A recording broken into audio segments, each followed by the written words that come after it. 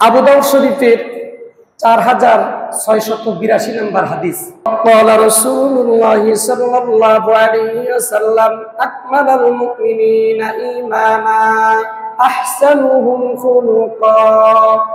হাদিসটি আবু হুরায়রা রাদিয়াল্লাহু তাআলা আনহু থেকে বর্ণিত। আল্লাহর রাসূল বলেন, পরিপূর্ণ মুমিন, খাঁটি মুসলমান, তোমাদের মধ্যে পূর্ণাঙ্গ মুমিন, পরিপূর্ণ মুসলমান হলো ওই ব্যক্তি যেই ব্যক্তির ব্যবহার চরিত্র, যেই ব্যক্তির আখলাক চরিত্র সর্বশ্রেষ্ঠ,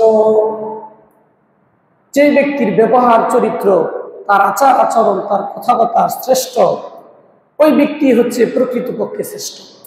ইমাম জাওজি রহমতুল্লাহি আলাইহি লিখছেন, মানুষের আদ-দীন ও আখলাক, দিন হচ্ছে একটা আখলাক চরিত্র। যে ব্যক্তির আখলাক চরিত্র যত ভালো, তার দিন ধার্মিকতা তত ভালো। যে ব্যক্তির আখলাক চরিত্র উত্তম, সে দিনদারিত্বের দিক থেকে উত্তম। যে ব্যক্তির আচার ব্যবহার যত ভালো, ওই ব্যক্তি ধর্মের দিক থেকে তত ভালো, তার ধর্ম তত ভালো, তার দিনদারিত্ব তত ভালো, তার ধার্মিকতা তত ভালো।